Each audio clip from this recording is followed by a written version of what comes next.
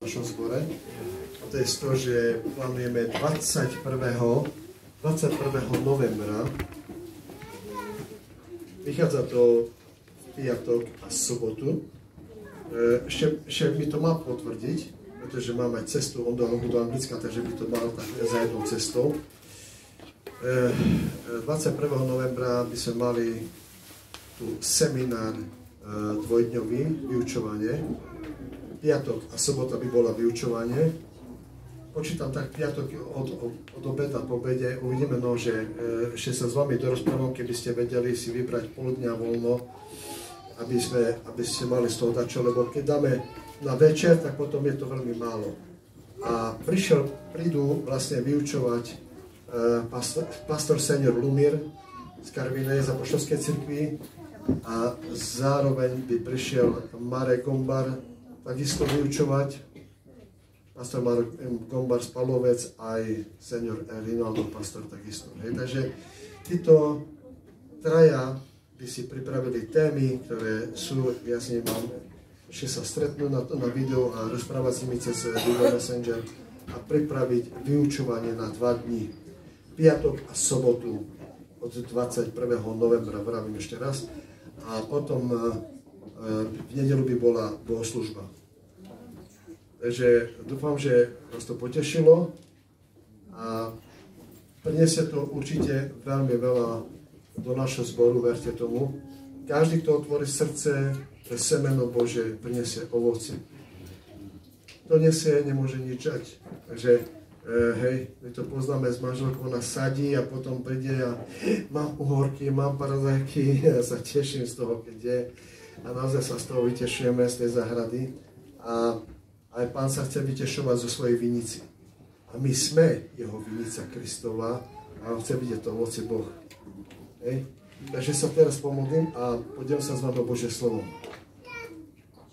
Otecko môj nebeský, ja ťa tak veľmi prosím, Bože, naozaj za tvoju milosť do každého srdca, Bože, aby si ty, Bože, naozaj tam sadil z tvojho ducha, Bože, z tvojho slova, Bože. Nech všetko teba oslavuje, Oče, ty, ktorý sedíš na tróne, Bože. Dáme sa ti do rúk, Bože, naozaj, aby si nás zmenil na tvoj obraz. Aby tvoja slava bola na nás naozaj, Bože. Aby sme vedeli, Bože, naozaj vytrvať až do konca, kým si pre nás neprídeš, Bože. Ďakujem tebe, Oče, i Synu, Svätý Duchu, v mocnom mene Ježiša Krista, Bože. Amen. Takže dostal som takýto príbeh, kde by sme sa o neho podelili. A to je v Evangeliu Marka 2. kapitola. Poprosím, aby sme si otvorili Biblie. Prečítame si, sú tam 2 príbehy, 2 časti príbehov, ale začnem s tým jedným najprv. Takže Evangelium podľa Marka 2. kapitola.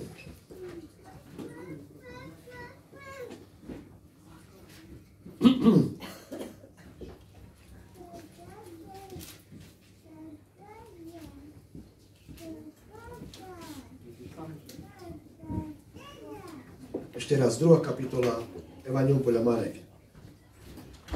Takže čítam, hej?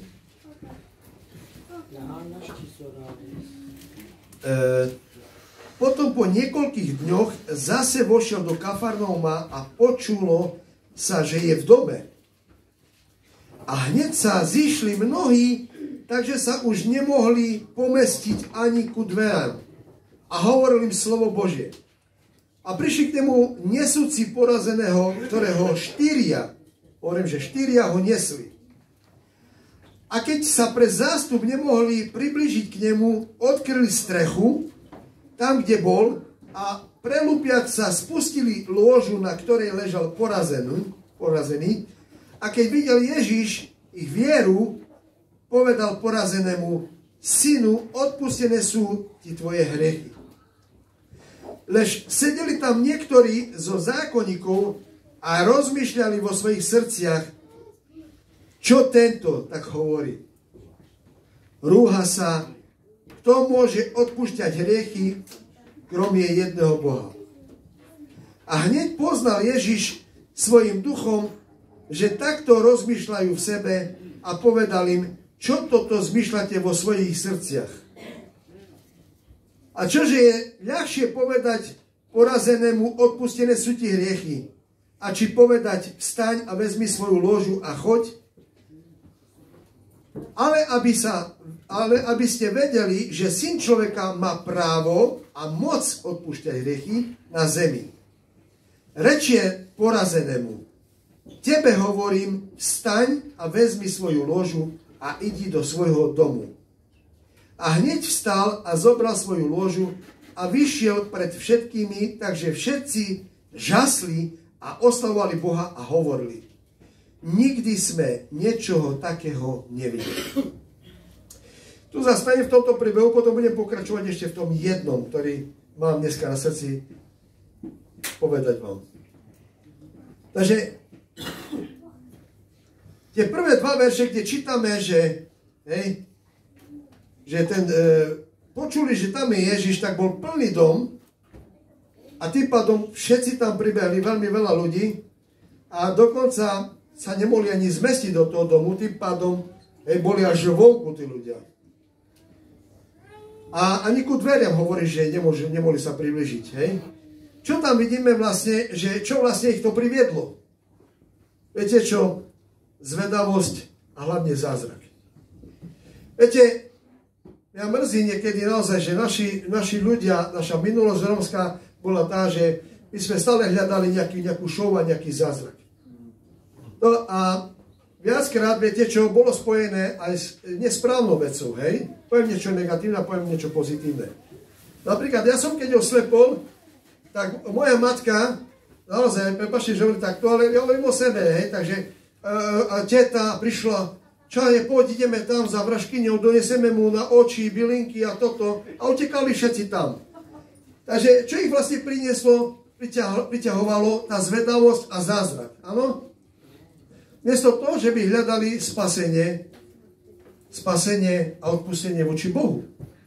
Hej. Takže, ešte, že som to mal v sebe, hovorím, da mange smirovka lehla po sorkách a mange kaplnič. Ja takým vecom nechcem nič. Ja som to odrucil od seba. Ale som to nechcel. Ale toto viac, ešte tým, niekto sme žili taký, hovorím, ten ešte nesvetý život, takže ešte viac sa to ešte tým pádom sa nám kazil život, hej.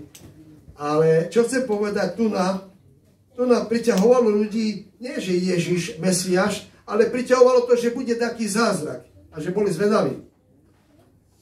Ale niektorí naozaj vierou prišli. Tí ľudia, ktorí nesli toho človeka, ten vedel, že vnímal, že len tento ho môže zachrániť a spasiť. Videl túto vieru Ježiš. Pretože oni dokázali zobrať, 4 ho nesli a spustili ho dole z komína ľudia. S ložkou. Spustili ho dole cez komín a vletel dovnútra. Ten človek. Nehybný. A on videl, viete čo, ocenil túto vieru Ježiš. Ocenil. Preto tam potvrdil, povedal túto úžasnú vec, že ohľadom tej viery, hej, že keď videl Ježiš ich vieru, povedal porazenému, synu, odpustené sú ti tvoje hriechy. Viete, prečo? Lebo uveril a v tom momente, že si uveril a budeš spasený, viete. Takže tým pádom zmieril ho. Hej? Odpustil mu. No úžasné. Tu na 6. verši hovorí, lež sedeli tam niektorí zo zákonníkov a rozmýšľali vo svojich srdciach, čo tento tak hovorí? Rúha sa. Ktože môže odpúšťať hriechy krome jedného Boha? Viete čo? Také zmyšľanie je vzbúra, bratia a sestry. To je rebelia. To je odpor. To je niečo protiklad. To je opovrhovanie. Oni tí ľudia, zákonníci a farizei, to čo tento môže odpustiť hriechy? Chápete ma? Opovrhovali mne. Rovná sa pochybnosť. Tam nie je žiadna viera. Tam je pochybnosť, opovrhovanie človekom. Ďalšie veci. Hej? A ďalšiu vec vidíme, že že tak rozmýšľali nad tým, jak keď aj Judáš, doslovne to mal ten istý mal túto zradcovskú, túto rebeliu, tieto protiklady mal v sebe, keď prišla tá žena napríklad s alabastrovou masťou a mu mastila nohy a rozbila tú drahú nádobu. A stala taký peniaz, že by ste kúpili za tie peniaze, za tú nádobu by ste kúpili vlastne dom. Viete? A cez toto on hneď mal myšlienky ten Judáš povedal, hneď by som na peniaze, hneď by som na iné veci. Hovorí, no nevolilo sa rozdať to chudobným a tak ďalej. Ale vedel Ježiš, čo prebieha v ich mysli. On pozná mysel svojej deti. On pozná mysel ľudí. Lebo je to Boh. Biblia ukazuje, že naozaj diabol nepozná mysel človeka. Iba Boh pozná. A preto tam upovedal, vedel dopredu, povedal im, v tamtom príbehu im povedal, tí chudobných máte každý deň so sebou, ale mňa nie.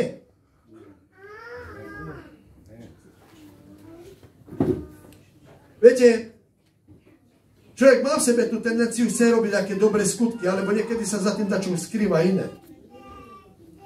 Ale my potrebujeme v prvom rade Bohu slúžiť.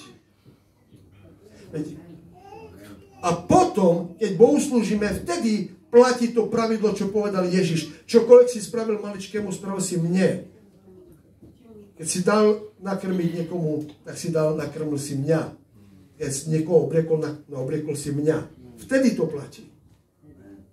Pokiaľ to robíš, ako keby si to robil Ježišovi. Nechcem prednášať zboru, ale ja taký srandujem. Ja nerobím veci kvôli lajkom. A kvôli tomu, že budem mať fotky. Má to zmysel, ľudia, bratia a sestry. Ktorá Ježiš videl túto vieru a ju ocenil a povedal, odpustené sú tie hriechy. Či nie viacej toto? Viete, aj človek, ktorý je porazený, ktorý je chorý, ktorý nevie sa hýbať, ale keď v srdci má bolesť, neodpustenie napríklad, viete čo, moja žena robila v nemocnici a prevádzala ľudí na druhú stranu a zomierali pod ruky. 40 ľudí kúpala, prezliekala, krmila, robila. A sprevádzala na druhú stranu. A ten katolický človek, ktorý odpísal svojho syna, pretože uveril živého Boha, tak mal voči nemu hnev. A tento človek zomieral v bolestiach a nevedel dokázať odpustiť synovi. Ale keď prišla k nemu manželka moja a začala mu slúžiť, zacítil lásku Božiu. A viete, čo povedal? Chcem poznať tvojho muža. Chcel mňa poznať. Viete, čo sa stalo? On je povedal, že chce, si praje, aby som ja ho pokrstil a s jeho synom. A keď zomieral, som ho nestihol pokrstiť, lebo bol v takom stave proste a to boli momenty. Momenty to boli. Na to mi zavolal a mi zdvihol, ale chcel počuť môj hlas. A keď mi zavolal, ostalo mi číslo a jemu ostalo číslo v telefóne, on na to zomrel. My sme s manželkou veľa prešli, bratia a sestry, naozaj. A sme vďační Bohu, že si nás Boh použil. Preto jedna bolesť v srdci, keď nie je odpustenie, je viacej bolesť, ako keď si zlomíš ruku, ktorú si len treba zaviazať a počkať si také 2-3 týždne.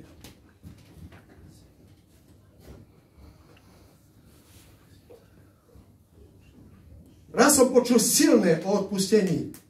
Hovoril, že jeden pastor hovoril o tom príklade, že išiel ku autu a bolo prehriaté vozidlo. On otvoril kapotu a nevedel o tom, že čo je, lebo není mechanik. A otvoril kohútik, kde sa nalieva voda do motora.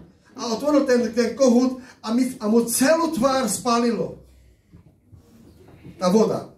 Vypľaskla mu na tvár.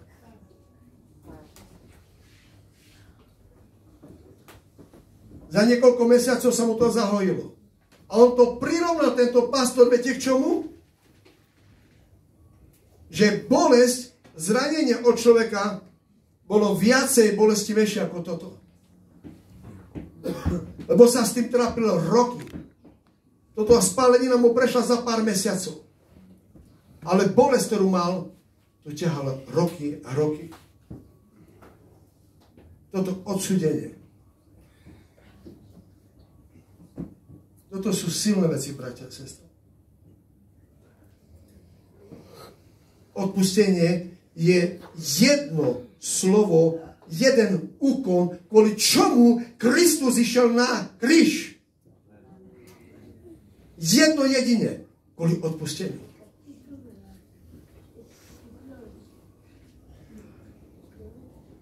Len kvôli tomu išlo, bratia a sestry. Kvôli odpusteniu. Lebo človek vstúpil do vzbúry proti Bohu. Prijal ohováranie, pletku s diablom. Ako Eva, ktorá povedala, že ktorý povedal diabol, a či naozaj, keď z toho zješ, tak zomrieš. Či je to pravda? Spochybnil samotného živého Boha. A toto robí diabol naďalej. Stále spochybňuje, aby rozbil cirkev. Hlavne pastorov. Takže ohľadom toho odpustenia chcem pokračovať tých veršov, lebo sú úžasné, naozaj hlboké, bratia a sestry. Takže on videl toto ich zmyšľanie. Keď pamätáte sa aj toto ohľadom tej alabastrovej masti, o tej, ktorá mu pomazala vlasy a tak ďalej, plakala, umývala mu nohy, aj tam videl to zmyšľanie ostatných. On vedel, ako zmyšľajú. Kristus pozná mysel našu, bratia. Takže prvá zbúra, viete, kde prichádza do našej mysli a do našho srdca. A záleží na nás, ako sa k tomu postavíme. Buď príde, niekto sa k tebe postaví a hneď budeš dudrať a hovárať, alebo povieš si, Bože, ja odmietam túto myšlienku. A nebudem zbúrovať a nacahovať bratov a sestry. Lebo z toho vychádza, bratia a sestry, kúkoľ, z toho vychádza burina a preto nemôže rásť. Povieš si, tak ja ešte fajčím a ostatné hrechy nevidíš. Ani jedno, ani druhé nemôže prejsť, lebo sú tam veci, ktoré držíš.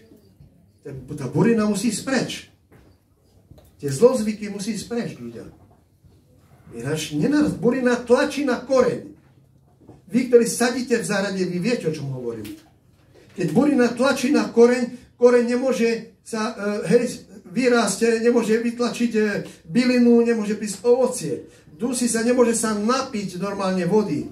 Burina tlačí, dusí to. Hej? A buriny sú naše protinázory, naše rebelie, naše vzbury, naše ohovárania, naše opovrhovania jedným druhým. Opovrhovania. Áno? Preto je veľmi dôležitý, bratia a sestry, charakter. Ja to opakujem už 1000-krát za moju službu. Ja keď som sa stretol s Bohom, Svätý Duch naozaj na mňa sadol. Viete, čo ukázal? Ukázal môj vlastný charakter. A viete, čo som tam videl? Jak kostel, kde je buračka. A som povedal, Bože, tak ty máš robotu jak na starom kostele. Všetko treba opraviť. Lebo moje hodnoty a priority boli zvrátené, bratia. A ja som to považoval za spravodlivosť. Ja som myslel, že som spravodlivý a dokonalý. Ale som videl, viete čo? Že sa cítil trápny pred Bohom. Som sa cítil trápny. Že som zvrátený a som sa hanbil jak pes. Takže som mlčal a som bol ticho a keď hovoril kazateľ, som všetko príjmal a hovoril, hej, aj toto musím napraviť, tamto musím napraviť. Ale nikdy som nebral nikoho do úst. Žiadneho brata, sestru. Lebo som videl svoje hriechy.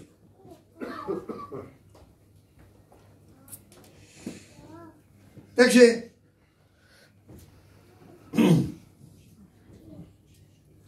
8. verš, hej, tu konkretizuje tú vec a tam hovorí, že a hneď poznal Ježiš svojim duchom, že takto rozmýšľajú v sebe a povedal im, čo to rozmýšľate vo svojich srdciach? Lebo srdce, bratia a sestry, je naša vstupenka ku Bohu. Ježiš povedal, chráňte svoje srdcia. Ochraňujte. Čím sú preplnené? Čím ich krmíte svoje srdcia? Čo tam držíte? Čože ľahšie povedať porazenému, odpustené sú ti hriechy, a či povedať vstaň a vezmi svoju ložu a choď? Ale aby ste vedeli, že Syn človeka má právo a moc odpúšťať hriechy na zemi, rečie porazenému. Tebe hovorím, vstaň a vezmi svoju ložu a idi do svojho domu. A hneď vstal, zobral svoju ložu a vyšiel pred všetkými, takže všetci žasli a oslavovali Boha a hovorili, nikdy sme niečoho takého nevideli. Ja by som to chcel, hlavne ľuďom, ktorí tu chodia veľa roky, tí, ktorí tu chodili veľmi veľa rokov, tí už tu nie sú, bohužiaľ. Ale tí, ktorí by vám povedali, čo tu videli v tomto zbore. A čo videli v roku 2010, keď som tu začal slúžiť. Vyvyšujem Pána. Viete, keď chceš začať robiť Božiu robotu, prvý, kto k tebe príde, diabol. Takže prvé, keď Ježiš išiel na púšť, prvý, kto prišiel k nemu, diabol. Takže keď som išiel slúžiť, keď som začal vôbec slúžiť, nezačali prvé.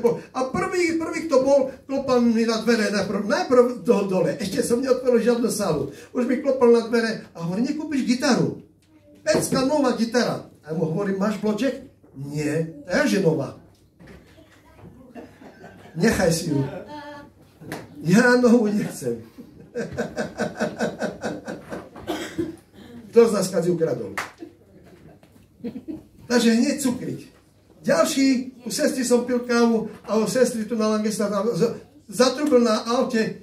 Nekúpiš takú navigačku veľkú, mám.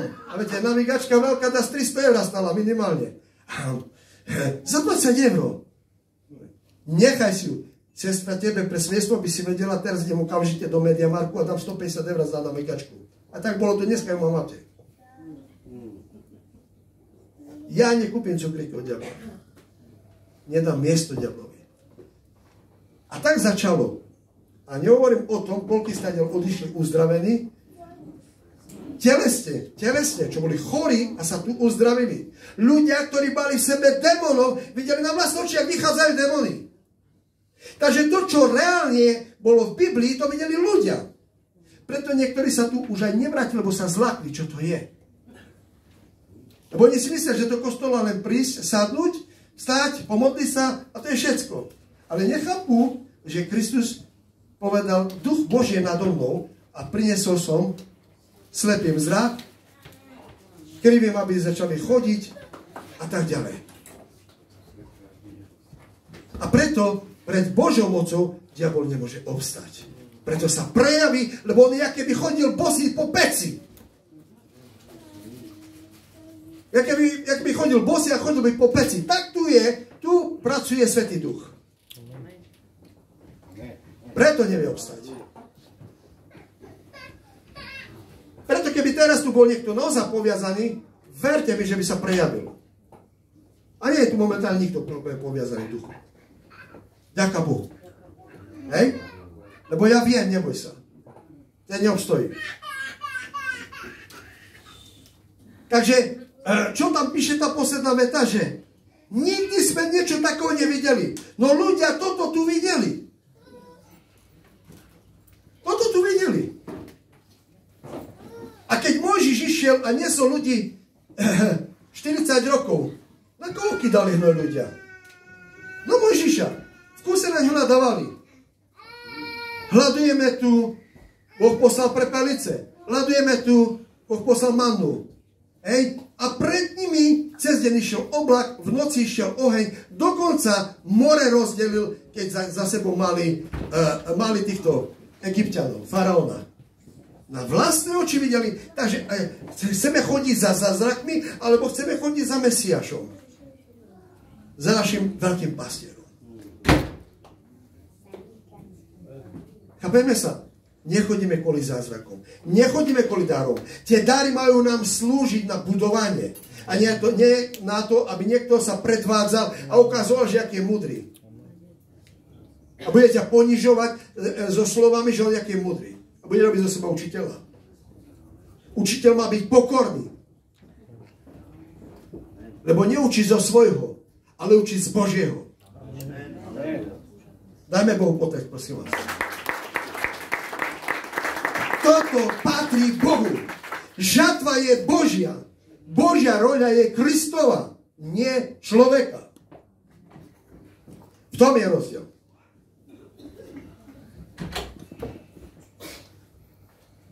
Prejdeme, prosím vás, k ďalšiemu príbehu, ktorý som spomínal, že ešte jeden mám, a to je povolanie Leviho. A zase vyšiel k moru a celý zástup prichádzal k nemu a učil ich. A idúc pomimo videl Leviho, syna Alfeovho, sedieť na cle a povedal mu, poď za mnou. A on vstal a išiel za ním. A stalo sa, keď sedel Ježiš v jeho dome za stolom, že aj mnoho publikáni a hriešnici stolovali s Ježišom aj s jeho učeníkmi, lebo ich bolo mnoho a išli za ním. A zákonníci a farizeovia, vidiac ho jesť s publikánmi a s hriešnikmi, hovorili jeho učeníkom, čo je to za, že s publikánmi a s hriešnikmi je a pije. A keď to počul Ježiš, povedal im, zdraví nepotrebujú lekára, ale nemocní. Neprišiel som povolať spravodlivých, ale hriešných ku pokáňu. Neviem, ako každý rozumie tomu príbehu. Ale v prvom rade vám chcem povedať, že ľudia, ktorí chodia v pyšnosti, ľudia, ktorí si o sebe myslia veľa, nechcú sa priznať k tomu. Ani na kampus neprišiel podať. Furt sa pohoršujú s učiteľom a pohoršujú s pastorom. Tak, ako teraz tu vidíte jasne, že z Ježiša sa stále pohoršovali. Lebo stále mu hľadali chyby. Ale Kristus bol dokonalý. Dokonca raz sa ho spýtali, že išli mu ponúknuť, že či máme dávať desiatok. A on im povedal, že no a kto je na tej minci? No, než to povedal, tak ho varovali ľudia, že ja daj si pozor, bo ťa skúšajú, ja keby ho nevedel. Dávaj si pozor, lebo ťa skúšajú. Ježiš vedel o tom, že ho skúšajú. A že opovrhujú ním. Preto povedal jasne, lebo on hovoril pravdu, tak ako sa má. Nedal si servitku pred ústa nikdy Ježiš. Hovoril pravdu. A povedal, ako samotný Kristus, ako pomazaník, ako Mesiáš, povedal to, čo sa patrí. To, čo patrí Bohu, dávajte Bohu, to, čo cisárovi, dávajte cisárovi. Hej? Čiže majú platiť dane. Áno? Doslovne poukázal na tom, že nemáme okradať štát a tým, lebo potom sa staviame, prikláňame ku zlodejom. A potom ako chceme byť efektívni jeho svedkovia. Keď budeme kradnúť, keď budeme klamať, ako chceme byť efektívni, dostať, ako poviem Betraubár, dôveryhodný svedok Boží. Omangila kella palotel, ta sokerol pod vody.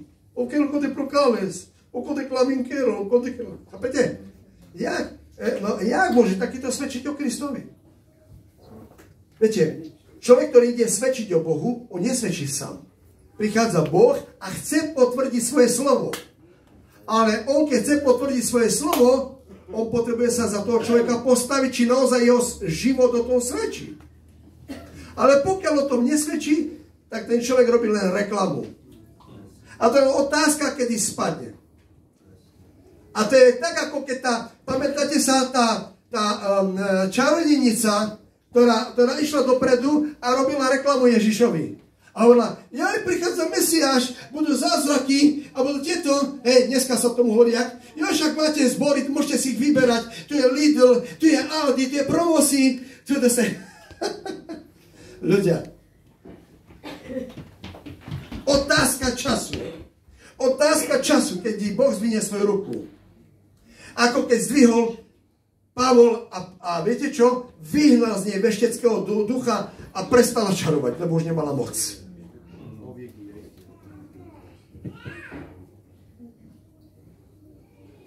A prestala čarovať a prestali zarábať na nej ešte aj tam tí kamaráti. Takže, čo chcem povedať je to, že Ježiš povedal, neprišiel povolať tých spravodlivých.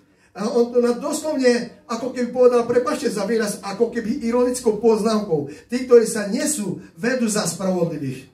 Čo my sme spravodliví. A viete k čomu? Aby som to naozaj potvrdil tým, čo chcem povedať. Viete čím? Pamätáte sa na ten príbeh, kde bol farizej a bol ten chudák. A ten chudák, viete, jak sa modlil? Ani slovo nepovedal. Dal dole hlavu a tak do hrude sa bil.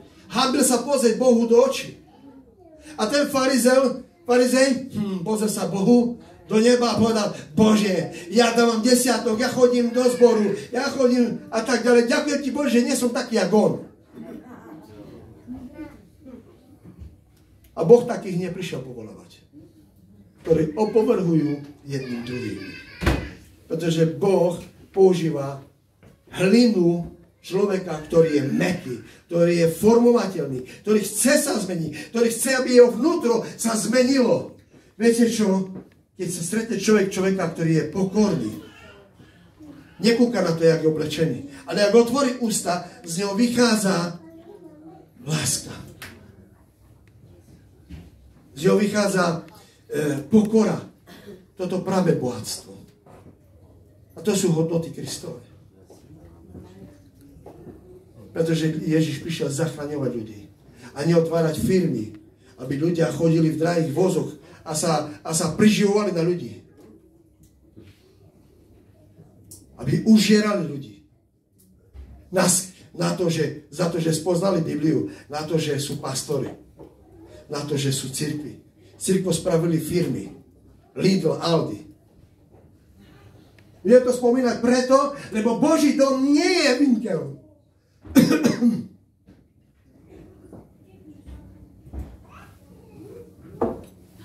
Ježiš, keď sa naštval,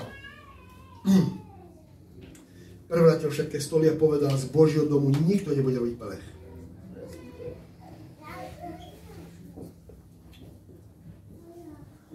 A nie sebe reklamu. Ale prezentujeme Boha a jeho dom. Preto on, pozrite sa, koho povolal. Leví bol, čo to bol za človeka?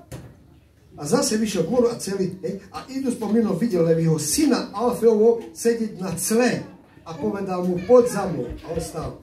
Čiže on bol colník, vyberač cla. Mal svoju funkciu, ktorú bola daná. Bol tam publikáni, bol tam všelijakí ľudia, on s nimi sedel Ježiš.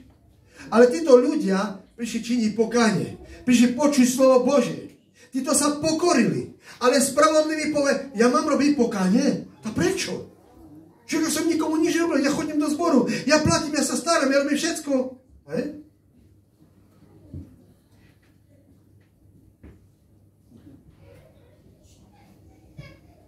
Ako ten publikán a farizeus, čo som povedal.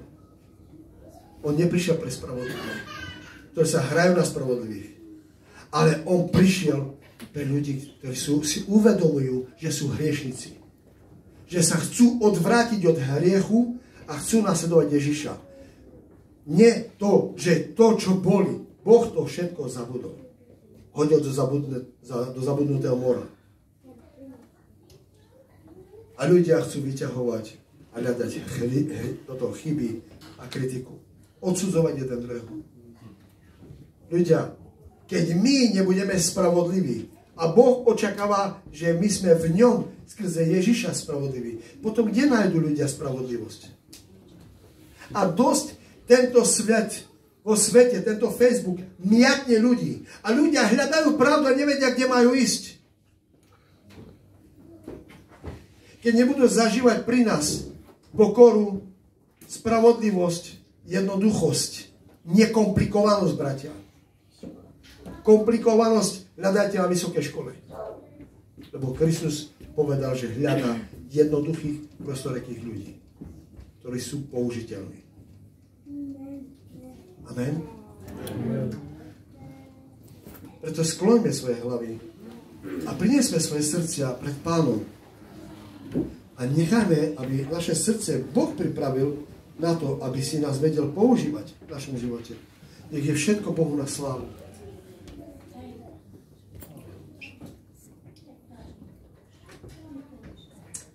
Halelujá.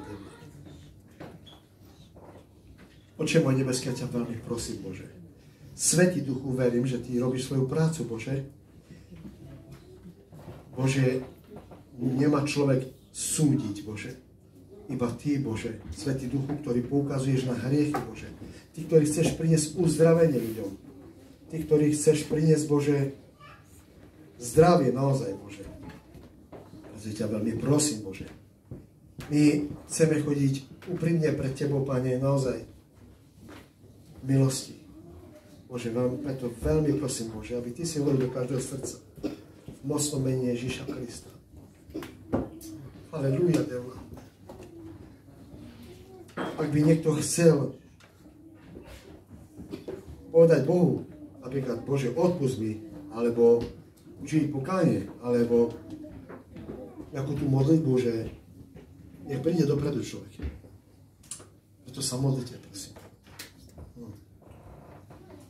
Halleluja. Sláva Ti. Ja Ti ďakujem za Tvoje slovo, za Tvoje kázanie, Bože.